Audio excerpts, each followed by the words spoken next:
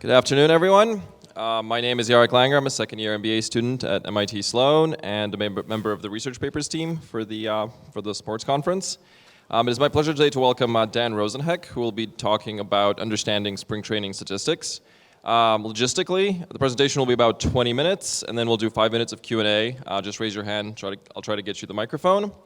And with that, please join me in welcoming Dan Rosenhack. I'm Dan Rosenhack. I'm the sports editor of The Economist. I have created my own projection system for baseball players. And, it's not. Can you shrink that? My slides appear to be too big for the thing. Anyways, I'll just go on. And as you can see from my condensed slide there, I am a great lover of using internet clip art in presentations. I will be sharing with you today my research on spring training statistics, which, for those of you who are familiar with the existing sabermetric research on this subject, are widely thought to be worthless. Joe Sheehan of Baseball Prospectus wrote a few years ago that spring training statistics are meaningless. It is the single most important thing to keep in mind every March. And Dave Cameron of Fangraphs, who is here, also wrote that spring training numbers just don't mean a thing at all, anything. Ignore the numbers coming from the cactus and grapefruit leagues. Can we get those slides back? Oh. Okay. Well, I will just keep going then. This has become received conventional wisdom on the internet and STAC communities, to a certain extent, I believe, in Major League front offices, and I would like to try to refute that to the best of my ability. Should I go on, or? Whoa, okay, that looks better. Still not great, but fine. They're just going to be big. We'll just go on. As you can see, it is widely recognized on the internet. These are a bunch of statistical websites that say things like why spring training stats don't matter, and why spring training stats are meaningless, utterly meaningless, worthless, etc. To start out, let's just ask what these things don't matter, meaningless, worthless mean. Well, statistically, they should mean that there is no relationship, quantitative relationship between the variables. So if you want to look at a plot of two things that actually have nothing to do with each other, it's going to look something like, say, the relationship between how much cheese you eat and the odds of dying tangled in your bed sheets. Actually, that looks like that, so that's a bad example. Sometimes you get spurious correlations. Let's try that again. This is what no relationship looks like. The relationship between the number of wild pitches a guy throws and how many home runs he gives up. No relationship, zero, it's a big blob. So, you would expect that if spring training statistics were meaningless, you would get a similar type of plot.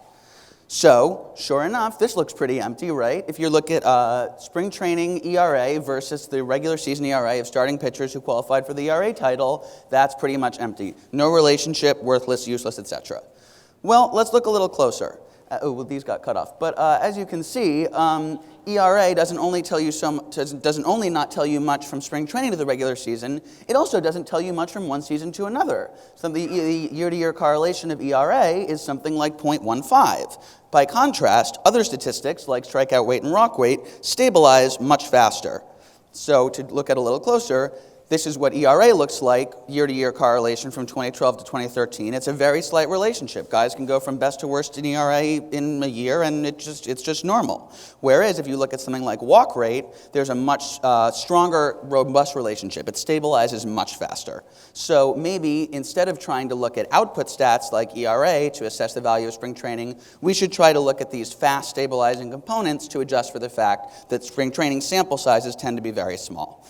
So, the components that I'm going to use for this presentation are, they've gotten cut off a bit, but for hitters, I'm going to look at their walk rate, their strikeout rate, their batting average on contact, so their batting average excluding strikeouts, their what's called isolated power on contact, which is the total bases minus the singles, or minus the hits, extra bases per batted ball.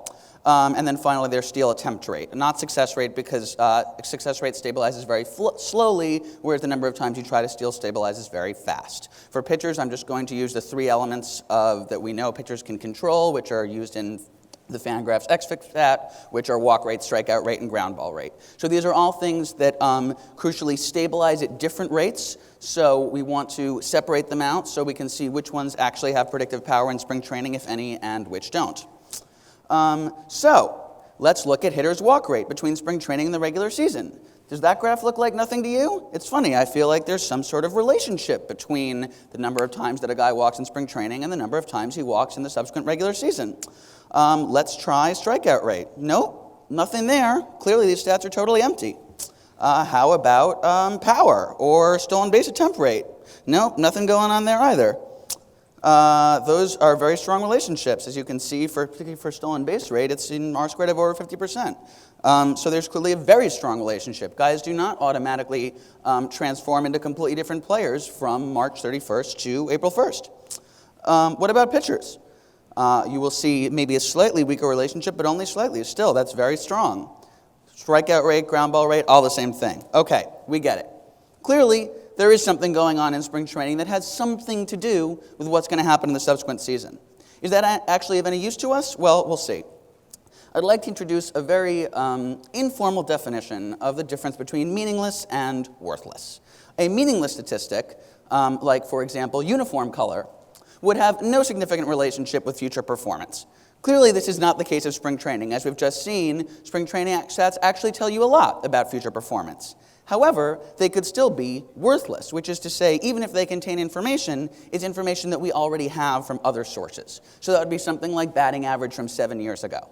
If I know nothing else about you, then the fact that you hit 307 years ago will help me predict your batting average next year. If you give me the past 6 years of data, that old data is so far in the past that it's going to be irrelevant. So this could quite possibly be true of spring training. Maybe it tells us stuff, but it doesn't tell us anything that we don't already know. So, in order to determine whether it's worthless, we need to establish a benchmark or a baseline of what we do already know. For that, I'm going to use a well-known publicly available projection system developed by Dan Szymborski called ZIPS. This is going to serve as our benchmark of what we already know. And spring training stats can only be said to have value if they add predictive power above and beyond this baseline. I chose ZIPS for a few reasons. First, it projects rates roughly as well as other leading forecasting models, Steamer, Pacoda, whatever you want to use. Dan is kind enough to generate ZIPS forecasts for thousands of players, so you can get a forecast on everybody. There's a full data set available for every year that I have spring training stats for, which is 2006 and onwards, and there's a consistent year-to-year methodology, so the projections are comparable from year to year, and since they don't forecast ground ball rates for pitchers, that I just wound up doing myself. So we now have 3 separate data sets that we want to compare. The ZIPS forecasts for each year, the spring training stats for each year, and the actual regular season stats for each year. Now, all of these have different characteristics for each season. As you can see, for example, with strikeout rate, the ZIPS forecasts have lagged behind the major league average in strikeout rates. Strikeouts have been going up, and ZIPS hasn't known that's going to happen. Similarly, spring training strikeout rates are also lower. So the first thing we need to do in order to do an apples-to-apples comparison is to recenter each season, each component, each data set to the same league average. I chose the 2012-2013 MLB, but it could be anything. The next thing we need to do to ZIPS is to recalibrate it.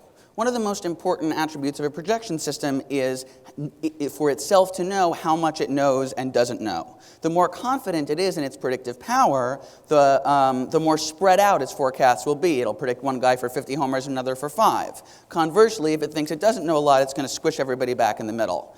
And so the right amount of squishing or stretching is the amount that when you plot it against the outcomes, you get a coefficient of 1. Now, ZIPS has historically been slightly overconfident. As you can see, its standard deviations have run a little bit too high, and so its coefficients are a little below 1. It thinks it knows a bit more than it does, and that amount varies year by year. So I've rescaled ZIPS for each season, not just to match the league average, but also so that it is incorporating precisely the right amount of predictive power of knowledge that it has. We also need to adjust the spring training stats, because they're not all played in the same place. Arizona is high and dry, Florida is wet and low. As you can see, this has a major effect on statistics. The strikeout rate is slightly higher in Florida, the batting average is way higher in Arizona, and power is way higher in Arizona. So we need to recenter these 2 leagues separately in order to do, again, apples-to-apples comparisons. Finally, the last thing we need to do to the ZIPS forecast is to determine reliability scores. ZIPS gives us a forecast. It says it thinks this guy's going to hit 300, but it doesn't tell us how confident it is in those forecasts or the error bars around them. Now, the less we know about a player, the more we want to place on new information, and conversely, the more we know about a player, the less we want to overreact to a small sample. As you can see, for something like batting average on contact, the ZIPS has only been able to predict rookies with 30% accuracy, or 0.3 correlation, whereas it's been able to predict veterans almost twice as well. It has more information. So we need to find out how much does ZIPS actually know about these guys. In order to calculate these reliability scores, we need to learn a little bit about forecasting. You can think of putting together a projection as basically making a soup. You've got your ingredients. You've got last year's stats, the year before that, you got some regression to the mean, you have age, you have park factor. The question is, what are the proportions? How much of each of these do you put in? To find that out, I use two basic projection parameters. The first is a decay rate or a recency premium. How much more should we weight last year's stats because they happened last year as opposed to 2 years ago? So if that's 0.5, it would be 1 for last year, 0.5 the year before, 0.25 the year before. And then we also have a regression value, which is how many league average plate appearances we're going to add into that forecast to regress back to the mean. So this is just a quick worked example of a hypothetical player of how you would generate a forecast. For each year, you take the number of opportunities, say at bats, times the rate, in this case a strikeout rate, and then the decay rate for how long ago it was. You add all that up in the soup and put it back together and divide, and you will get a forecast, which in this case would be 22% for this guy. And what I'm going to call the reliability score is that denominator minus the league average. So it's just last year's plate appearances plus the year before times the decay rate plus the year before that times the decay rate squared, etc. That's our measure of confidence in the forecast. So, finally, how do we actually use spring training stats to predict the future? With a very, very simple equation. We're going to use that same model, but we're going to consider spring training to be this year and the forecast to be last year. So, for example, in the prior example, that guy was forecast for 21.7% with a reliability of 575. Let's say that he has a great spring training, he shows great contact skills, those 75 at-bats at 10, if the decay rate on the prior forecast is 5, is going to cut his forecast from 22 to 19. So yes, spring training stats have small sample sizes, and they get weighted properly through this system. So in order to determine how much to weight the spring training stats, I solve for two parameters. The first is just the decay rate, which is the penalty we're going to place on that ZIPS forecast because its data is at least 6 months old. We have to solve for this empirically because players don't try as hard in spring training as they do in the regular season. We also need to set a minimum reliability score because if you're a rookie, your reliability is 0, and so spring training would be your entire forecast. In fact, that forecast is based on minor league data, which does have some evidence to it. So we're just going to set a floor below all players, and we're going to solve for both of these empirically. What do we get? Obviously, it varies by whether you are a rookie or a veteran. But if you play a full spring training, it turns out that spring training can actually make a big impact. For things like strikeout, walk rate, and power, it can eat up about 20-25% of the forecast. If you're a rookie, about half that if you're a veteran. For batting average, that's a much noisier stat, so it's weighted less. Stolen bases stabilized faster, it's weighted more. These are big numbers. And are they worthless? Well, the good news is that, as you can see, in each of these cases, adding in spring training does improve the forecast. However, it's improving them by what look like tiny amounts, 0.5% of average, 0.6% of average. Is this so small as to be insignificant? Is it angels on the head of a pin? I would say not. You can find big things in small places. Sure, the root mean square error is small, the gain is small. But if you just projected everybody for the league average, you would have a root mean square error of about 0.041. So the advantage from getting spring training is about 1/22 as big as the gain from using ZIPS as opposed to just projecting everybody for the league average. So when you phrase it that way, it sounds a little more significant. And that's pretty consistent across the 5 offensive components. So now, to get to the beef of the presentation. So how much does this help us? It's actually pretty big. One standard deviation is about 15 points of forecast OPS. So if you look at the guys whose forecasts were most helped by their spring trainings from 2006 to 2013, and I want to note, these are not the guys who had the best springs. They're the guys who was forecast were most helped by their springs, which means they were probably rookies or coming off an injury. Then you're going to see a very significant impact. Those guys were projected by Zips for a 709. They had these great springs with a 1061 OPS, and sure enough, that group had a 746 in the regular season. Conversely, the guys whose forecasts were most hurt by their springs fell from a 764 as a group to a 739. These are quite significant gains. So just to give you a few examples of the guys we've been able to identify using this, Michael Morse's breakout in 2011, Jose Bautista's unbelievable 54 home run breakout in 2010. These guys crushed it in spring training, crushed it in the regular season. Zips didn't see it coming. Similarly, Anthony Rizzo in 2013, Corey Hart in 2008, big expectations. They were bad in the spring, they disappointed in the regular season. And the Hart case is interesting because even though he actually had a decent spring slugging percentage, his strikeout to walk ratio was terrible. And because that stabilizes so fast, this model was able to pick up that he was in trouble. The biggest impact is on stolen bases, perhaps because that reflects the managerial intentions as well as the actual player performance. This is just two examples of one guy who started running like crazy in spring training and then kept it up, Venable, and the opposite in Elvis Andrus. So, you thought the hitting results were good. What about the pitchers? For them, it's twice as important. Rather than a gain of about 4% of the gain from Zips relative to the league average, for pitchers it's about 9%. So that's really sizable. As a result, that means twice the effect size. If we take the strikeout rates, walk rates, and ground ball rates that we're projecting, and you turn them into an ERA using a formula that Nate Silver designed called QERA, you get about the same number. A standard deviation is 15 points of forecast ERA. But that has a bigger effect on runs. So once again, the starting pitchers whose the top above 2 standard deviations who were most helped by spring training were projected for a 435 and actually had a 401. Conversely, the ones who were most hurt were projected for a 396 and actually had a 421. That's a 75-point spread for what would otherwise be the same pitcher based entirely on spring training. It also means that there are bigger outliers among pitchers. Here are the top 10 starters whose ERA forecasts were most improved by spring training. As you can see, 9 of the 10 outperformed their Zips forecast ERAs, some by huge amounts. I know you might notice Clayton Kershaw on that list. That Clayton Kershaw was a 20-year-old rookie who'd barely ever pitched above A ball and was walking 5 guys per 9. But he crushed it in spring training, and so this formula says, wow, this guy's really got something. Finally, could this be a mirage? Anyone can build a model that'll crush the competition when you test it against the data set that you used to design it. Could this just be a spurious correlation, like eating cheese and dying tangled in your bedsheets? Or does this reflect an enduring real reality? In order to find out, we have to test on out-of-sample data. I trained this model on 2006 to 13. Let's see how it did in 2014. For hitters, the results were fantastic. For basically every component, it was roughly equal to the accuracy gain out of sample as in sample. So this is a smashing success, and we can conclude with some confidence that this is actually real. For pitchers, it looked like we had a... I just dropped my thing. It looked like we had a problem. For pitchers, almost all the accuracy gains vanished when I tested against 2014. Could it really be possible that this enormous effect, 75 points of ERA, just suddenly stopped existing overnight? It was just a quirk in the data set? I decided to look a little more closely.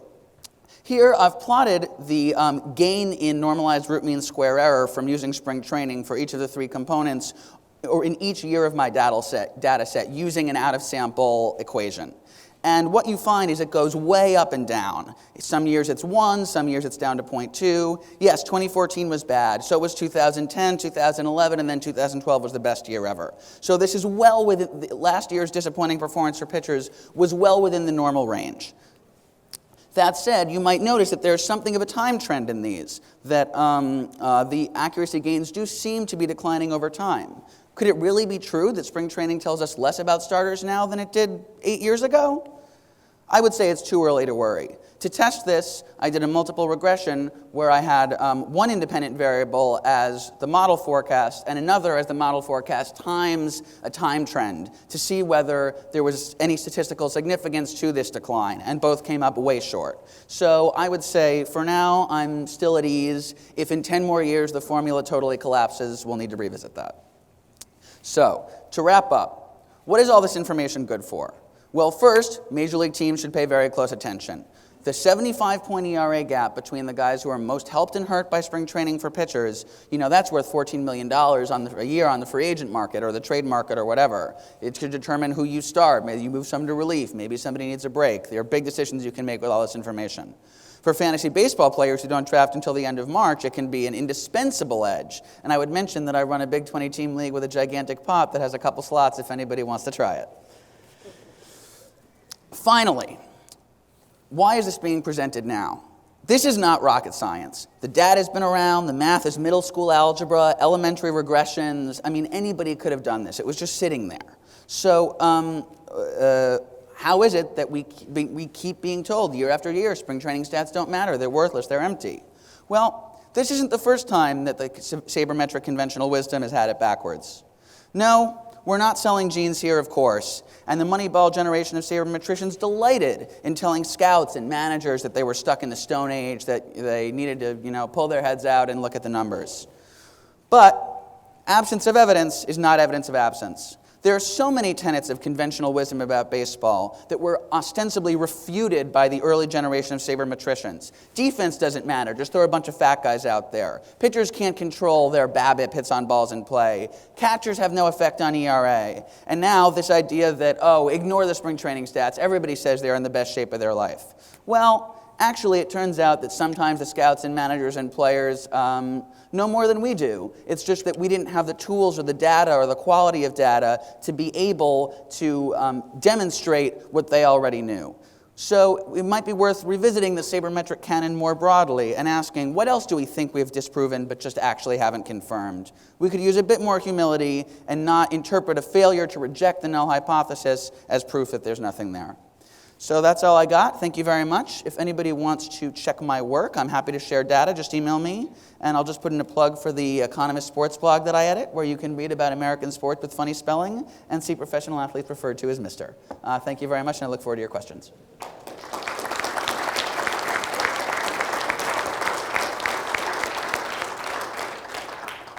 Okay, we have a question right here. Thanks. Very interesting. Realizing you broke it down into rookies and non-rookies, but did you think about cutting it further in terms of age or experienced versus less experienced players? Yeah, I was eliding there in the interest of time. Those weren't actually rookies. The rookie group was truly rookies, and the veterans group was actually, there were 72 rookies in the sample, and so what I did was I took the 72 players who had the highest reliability scores, the very established guys about whom I had the most information, and that's the group on the other side of that curve. So the max you could get for walk rate is something like 20% of the forecast. The minimum for a super established guy might be 8, and everybody else will be in the middle. And obviously, if you only play half spring training, those numbers would be halved. Thank you. Hi. I can never work with these microphones. Have you considered looking at the effects of a player's competition? Because one of the other problems with spring training is sometimes you get guys who go against established major leaguers, and other times you get guys going against, people with 75 on their jerseys. So have you... Sure. So the level of quality of competition in spring training is lower across the board, and as you might have seen on that earlier chart, batters, established major league regulars, strike out less frequently in spring training than they do in the regular season. Why? Because they're facing worse pitchers, and vice versa. So when I re-normalize the stats to the average, to the 2012-13 major league average, I'm correcting for that quality of competition. And bringing everybody back to the same level. Now, where you might be able to improve accuracy further is if the difference in quality of competition in spring training is not uniform. If some guys happen to face a bunch of major leaguers and some guys happen to face a bunch of minor leaguers, then yes, you would think you could improve it further. My guess is that largely comes out in the wash because in order to get a big impact on the forecast, you need to have 100 spring training plate appearances or something. And if you have that many, you're probably getting a sample that's representative of spring training. But I bet you could squeeze out another 0.001 of R squared by adjusting for quality of competition within spring training among players. Do we have any other questions right here? That's it. Oh, no, right here. Hi. So you showed some remarkable performance improvements for like your 2 sigma outliers for pitchers and yeah. well for pitchers. So and you showed some significant performance improvement over the zips. So how much of that performance could you recover just from like using a more aggressive regression to the mean applied to the zips data rather than incorporating the spring trading data? Well, so those performance gains are measured against the recentered and re-squished zips. I intentionally toyed with zips so that every league season had a coefficient of 1 and a constant of 0. So I made zips the hardest to beat, and then I used that as my baseline against which I'm comparing the spring training. So all of those gains are exclusively the product of incorporating the spring training data. Maybe time for one quick one. One more quick question, if anyone has one. Yeah, right there. Corey. Okay, right here. Now, what you got for me, man? Oops. You said that basically this data has predictive value and it's been hiding in plain sight all along. Why has it been missed up until now? Well, you'd have to ask everybody else on the internet, but I do have a hypothesis about this, which is that this was one of the first major issues in baseball statistics that people looked at. And when those initial studies were done, we probably didn't have as clear an understanding of the different stabilization rates of different components, that strikeouts can tell you something in a small sample size in a way that BABIP can't. And so my guess, although I'd have to review those original studies, is that they were looking at noisy output variables like batting average and ERA, got no result, and assumed that therefore the data had nothing in them. And then that sort of settled or congealed into received wisdom, and people accepted it without going back and checking. And so whereas I went in with sort of a Bayesian prior, if you will, that information from one day ago simply must just logically offer some marginal contribution to a set of information that is otherwise at least 6 months old. And so I went in with a fresh approach and taking advantage of what we learned about stabilization rates, and I got these very powerful results. Please join me in thanking Dan for his presentation.